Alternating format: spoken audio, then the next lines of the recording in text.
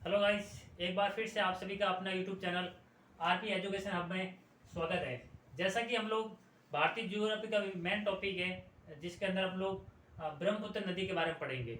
बहुत ही ज़्यादा इम्पोर्टेंट है क्योंकि हर एग्जाम के अंदर कहीं ना कहीं नदियों से रिलेटेड क्वेश्चन आते रहते हैं, तो उसके बारे में हम लोग डिटेल से अध्ययन करेंगे। आखिर ब्रह्मपुत्र नदी है उसका उद्गम कहाँ से होता है और किस दरों से गुजरती है, आखिरकार कहाँ जाकर इसका जो समापन होता है, और विभिन्न प्रकार के इनके जो बाएं दाएं ओर से जितनी भी नदियाँ मिलती हैं, उप नदियाँ मिलती हैं, उसके बारे में हम लोग डिटेल से अध्ययन करेंगे।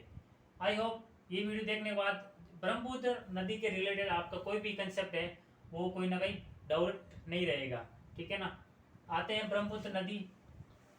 ये जो कि हिमालय के उत्तर में, यानी यहाँ पर जो भी हिमालय है, जम्मू कश्मीर, हिमाचल प्रदेश, उत्तराखंड और यहाँ पर तिब्बत है, सिक्किम है, अरुणाचल प्रदेश है, ये जो हिमालय का इलाका है, ठीक है ना।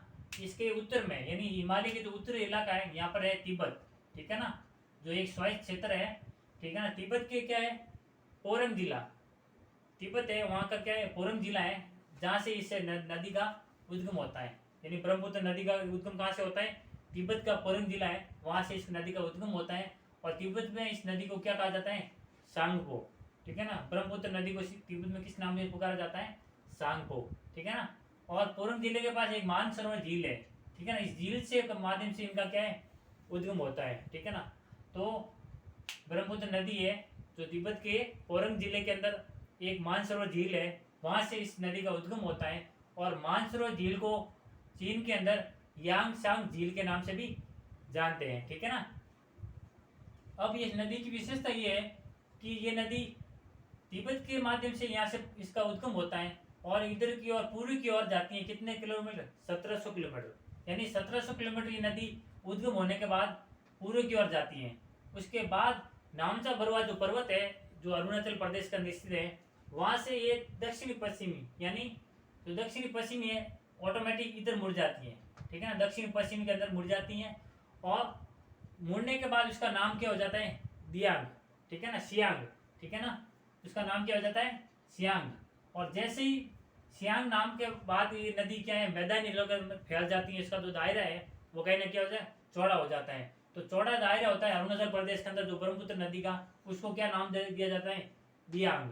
और जैसे ये प्रवेश करती है नामचा बरवा पर्वत के दक्षिण पश्चिम के अंदर, तो उसका नाम पहले क्या होता था, सियांग। और जैसे ही मैदानी इलाकों के उसका जो फैलाव बढ़ जाता है, तो उसकी वजह से उसका नाम पड़ जाता है दियांग, ठीक है ना। उसके अभी आपको याद रखना है कि ब्रह्मपुत्र नदी को अरुणाचल प्रदेश के अंदर मैदानी इलाकों को किस नाम से जाना जाता है, तो वो कौन सा हो जाएगा, दियांग। और जैसे ही ब्रह्मपुत्र नदी अरुणाचल प्रदेश के अंदर प्रवेश करती है तो उसका नाम क्या है, सियांग, ठीक है ना।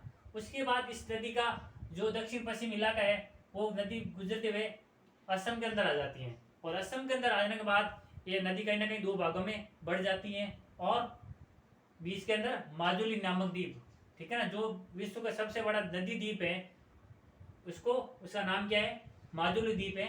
और इस माजुली द्वीप का निर्माण करती है कौन सी, असम में जो ब्रह्मपुत्र नदी है, ठीक है ना।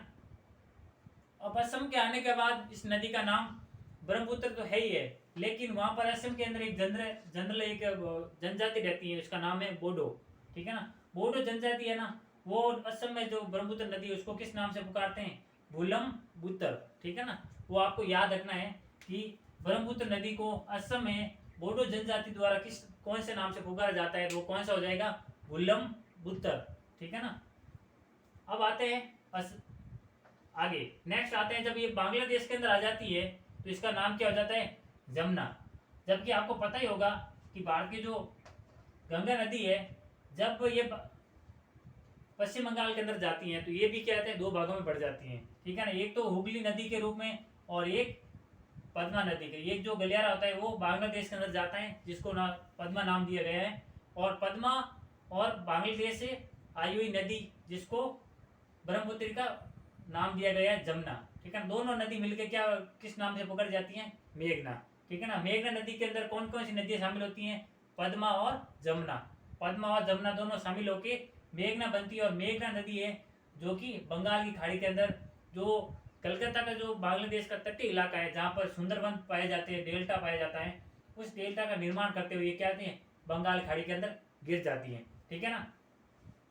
अब जब ये नदी असम के अंदर घुसती हैं तो इसका नाम ब्रह्मपुत्र पड़ जाता है। तो कहीं ना कहीं असम के अंदर कुछ बाएं से कुछ दाएं से इसकी उप नदियां भी शामिल होती हैं, ठीक है ना। तो असम के अंदर इसके बाएं से कौन कौन सी नदियां शामिल होती हैं, जैसे कि नदी इस प्रकार से दक्षिण पश्चिम के अंदर ये नदी आ रही है असम के अंदर, तो इधर से जो नदी आएगी, ठीक है ना, ये कौन सी नदियां हो जाएगी, बाह्य नदियां, ठीक है ना। तो दिबांग, लोहित और धनगिरी, कोलंग, ये जो इम्पोर्टेंट नदियां हैं जो असम के अंदर ब्रह्मपुत्र नदी के बाएं तरफ मिलने वाली नदियां हैं, ठीक है ना। असम के अंदर जो ब्रह्मपुत्र नदी चलती हैं उसके बाएं और मिलने वाली नदियां कौन सी हैं, दिबांग, लोहित, धनगिरी और कोलंग।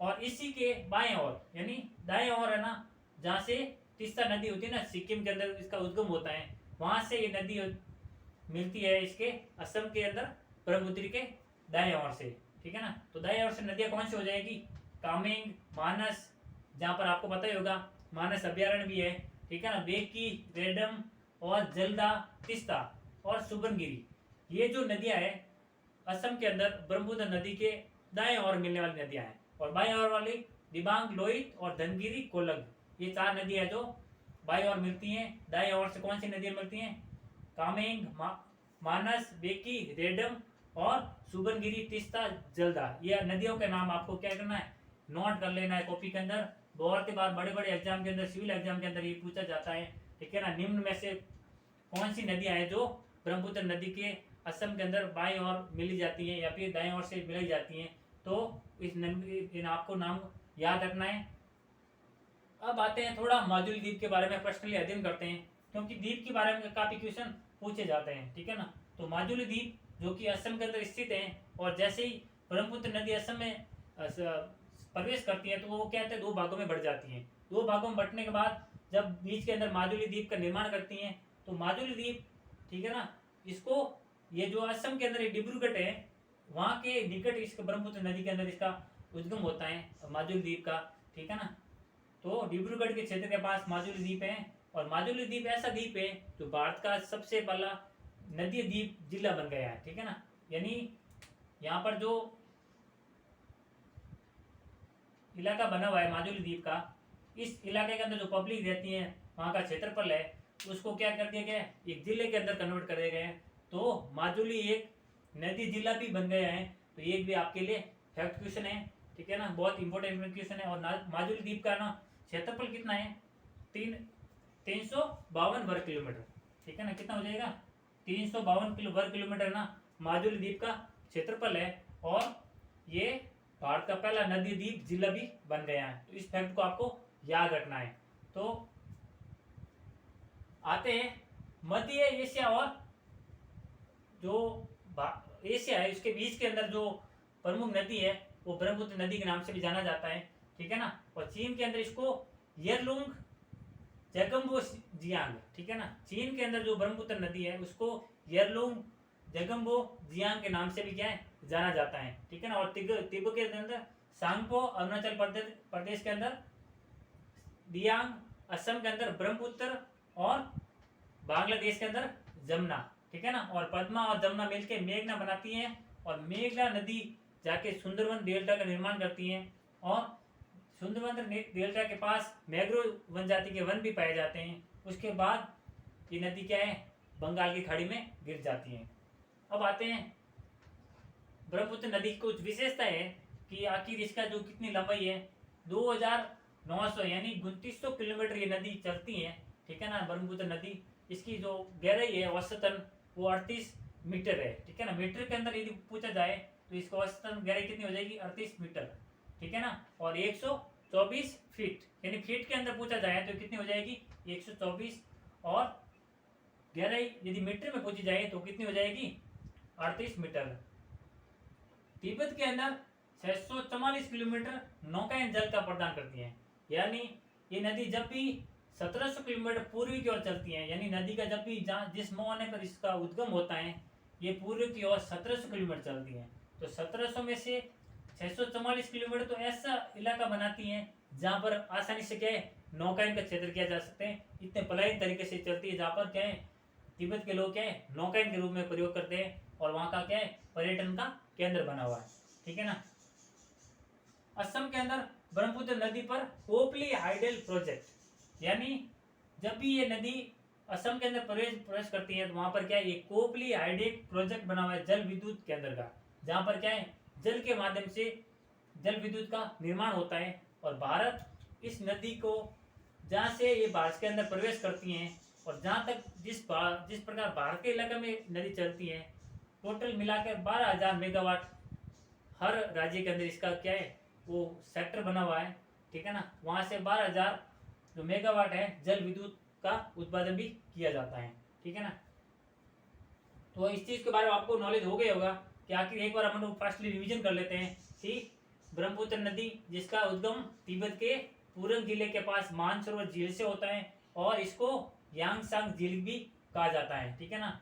ये 1700 किलोमीटर पूर्व की ओर चलती हैं और अरुणाचल प्रदेश के जो नामचा बरुआ पर्वत है उसके दक्षिण पश्चिम की ओर भारत के अंदर प्रवेश करती हैं। जैसे ही भारत के अंदर प्रवेश करती है उसका नाम क्या हो जाता है, सियांग, ठीक है ना। और जैसे ही प्रवेश करने के बाद वो मैदानों में फैल जाती है तो उसका नाम क्या पड़ जाता है अरुणाचल प्रदेश में, दियांग, ठीक है ना। तो वो कंफ्यूजन आपको याद रखना है, काफी इंपॉर्टेंट क्वेश्चन बनता है, ठीक है ना। एग्जाम की दृष्टि से आपको इस कंफ्यूजन क्वेश्चन काफी पूछे जाते हैं। इसके बाद ये नदी क्या है असम के अंदर प्रवेश करती हैं तो यहाँ पर क्या है एक इम्पोर्टेंट कोपली हाइडल प्रोजेक्ट, जल विद्युत संयंत्र के लिए कोपली हाइडल प्रोजेक्ट निर्माण किया गया है, जहाँ पर विभिन्न प्रकार जो जल विद्युत प्रोजेक्ट उत्पादन होता है। इसके आगे जब भी ये नदी दो भागों में बढ़ जाती है तो इसके बीच के अंदर जो माजुली द्वीप है जो कि विश्व का सबसे बड़ा नदी द्वीप के नाम से भी जाना जाता है, ठीक है ना। और असम के अंदर ब्रह्मपुत्र नदी को ब्रह्मपुत्र के नाम से जानते हैं, लेकिन बोडा जनजाति है वो उसको बुर्लंबुत्र के नाम से भी जानते हैं। असम के अंदर जब ये नदी आती हैं तो इसके बाएं ओर से कुछ नदियां भी शामिल होती हैं जिसको उप नदियां कहते हैं। वो कौन सी हो जाएगी, दिबांग, लोहित, धनगिरी और कोलंग, ये असम के अंदर जो ब्रह्मपुत्र नदी है उसके बाएं ओर से मिलने वाली नदियां हैं, ठीक है ना। और दाएं ओर से मिलने वाली नदियां कौन सी हो जाएगी, कामेंग, मानस, बेकी, रेडम और जलदा, तिस्ता और सुबनगिरी, ठीक है ना। जलदा, तिस्ता और जो भी ये नदियां हैं वो आपको याद रखना है क्योंकि बड़े एग्जाम की दृष्टि से क्वेश्चन पूछा जाता है, ठीक है ना। और जब भी ये नदी बांग्लादेश में प्रवेश करती है जिसका नाम जमुना पड़ जाता है और इधर भारत के अंदर जब गंगा नदी पश्चिम बंगाल में जाती है दो भागों में बढ़ जाती है। एक भाग जो कि हुगली नदी के रूप में होता है, जबकि सेकंड भाग क्या होता है पद्मा नदी के रूप में बांग्लादेश में जाती हैं। और पद्मा और जमुना मिलकर क्या होती हैं एक मेघना नदी का निर्माण करती हैं और मेघना नदी जो कि सुंदरबन डेल्टा का निर्माण करती हैं और सुंदरबन डेल्टा का निर्माण करते हुए क्या है बंगाल की खाड़ी में गिर जाती हैं। अब आते हैं माजुली द्वीप जो कि असम के डिब्रूगढ़ जिले के अंदर स्थित है और ये पहला भारत का नदी द्वीप जिला भी बन चुका है और इसका क्षेत्रफल कितना हो जाएगा 352 वर्ग किलोमीटर, ठीक है ना। जिसको चीन के अंदर येलुंग जेमको जियांग के नाम से भी ब्रह्मपुत्र नदी को जाना जाता है और 2,900 किलोमीटर इसकी क्या है लंबाई है, ठीक है ना। उसके अकॉर्डिंग आप लोगों ने डिटेल से इसका अध्ययन किया और इससे बाहर लगभग 100% क्वेश्चन बाहर नहीं जाएगा। आप इस वीडियो को बार बार देखें, जब भी एग्जाम की दृष्टि से आप जाएं तो इस वीडियो को जरूर देख के जाएं। नदी द्वीप से आपका क्वेश्चन कोई भी रॉन्ग नहीं होगा क्योंकि इसके अंदर जो प्रीवियस ईयर पेपर जो बड़े एग्जाम के अंदर आ रखे उसको भी इसके अंदर शामिल किया गया है ताकि आपको एक आइडिया रह सके कि आखिर नदियों से क्वेश्चन कैसे पूछा जा सके, ठीक है ना। तो आई होप ये वीडियो ज्योग्राफी दृष्टि से और नदी द्वीप की दृष्टि से आपके लिए रामबाण साबित होगा। तो ज़्यादा से ज़्यादा लोगों तक शेयर करें, लाइक करें और चैनल पे सब्सक्राइब नहीं किया हो तो सब्सक्राइब जरूर करें ताकि हमारे ऑल नोटिफिकेशन जो इंपॉर्टेंट वीडियोज़ होते हैं उनके प्राप्त होते रहें। और आसपास सफाई रखें, महिलाओं का देश के जवानों का सम्मान करें। मिलते हैं नेक्स्ट टॉपिक के साथ, तब तक के लिए जय हिंद, जय भारत।